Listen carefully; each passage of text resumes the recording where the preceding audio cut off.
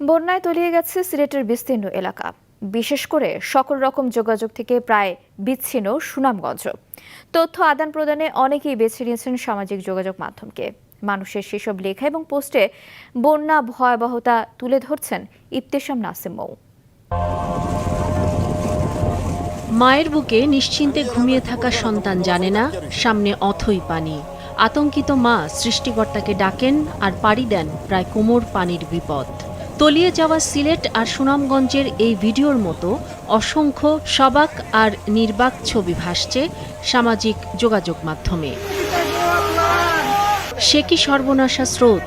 মুহূর্তেই খড়কুটোর মতো ভেসে যাওয়া টিনের চাল, মাথা গোজার একমাত্র ঠাঁই হয়তো ছিল কোনো এক আসমানির শেষ সম্বল। শেষ রক্ষা হয়নি গোয়ালে থাকা আদুরিদেরও।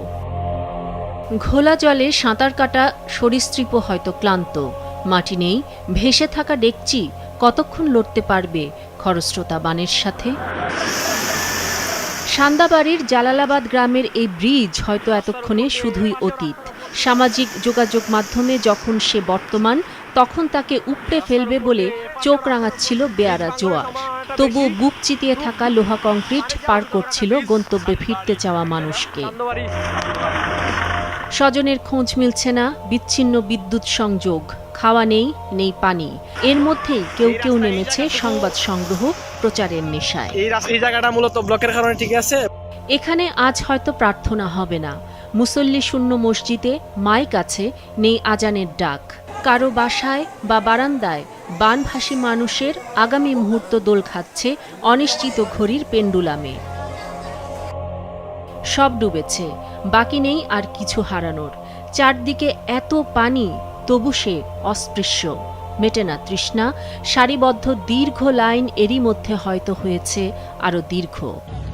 সশস্ত্র বাহিনী শুরু করেছে উদ্ধার তৎপরতা, ত্রাণ দেওয়ার কথাও জানা গেছে বিজিবি সদস্যদের। আছে কোস্ট গার্ডের একাধিক ডুবুরি দল।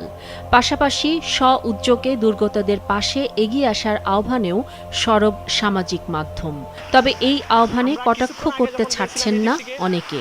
অবকাঠামোগত দুর্বলতার কারণে ভেঙে পড়া বাঁধ, সাইক্লোন সেন্টারগুলোর বেহাল দশা, পয়ঃনিষ্কাশন ব্যবস্থার যাচ্ছে তাই ব্যবস্থার কাছে ত্রাণ শব্দটি তামাশার মতো লাগছে কারো কারো।